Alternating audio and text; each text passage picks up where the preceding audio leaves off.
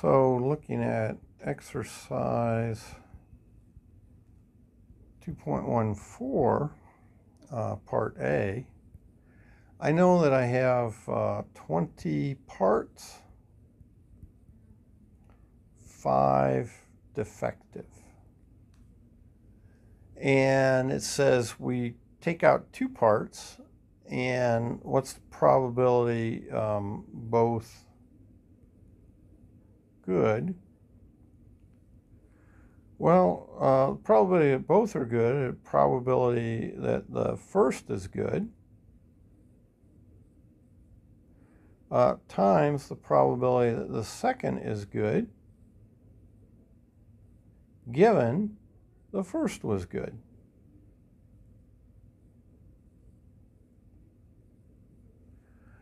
And so the probability that the first one was good was 15 out of 20. The probability that then the second is good, given the first is good, is 14 out of 19. Now, looking at that, so now the probability second given first, both being good, okay, that's the probability of first and second both being good over the probability that the second, oh no, sorry, the first is good.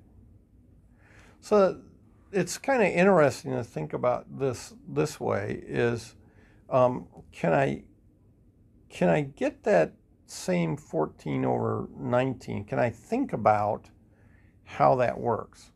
Well, the probability of the first being good, no big deal, right? That's the 15 over 20. I know that.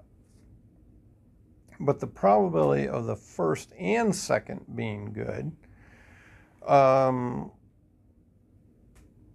you know, you sort of feel like, well, isn't that what I just did up here, right? And it gets kind of hard to think about. And this is why probability can be quite hard, is thinking about it this way and just doing that straight calculation from thinking through the numbers.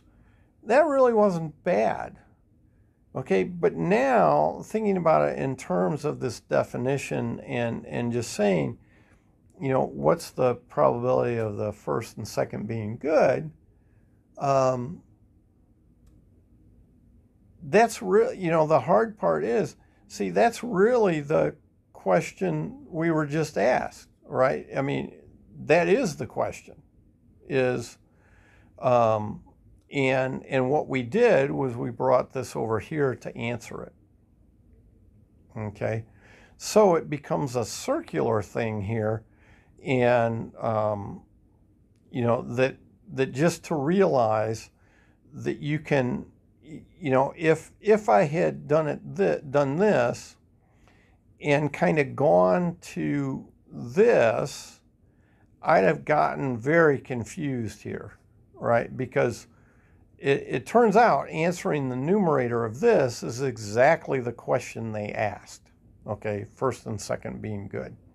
And the way we answered it was we actually took, you know, this definition and we moved that denominator over there, okay?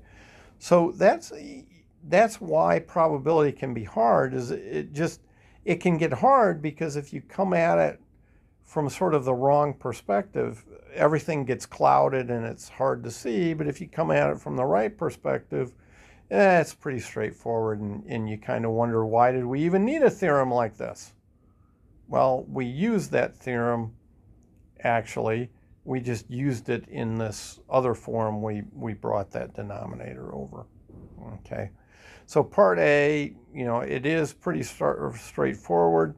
The 15 over 20 and then the 14 over 19. Multiply those together. Okay, so that's whatever that was, 2.14. Well, get rid of that.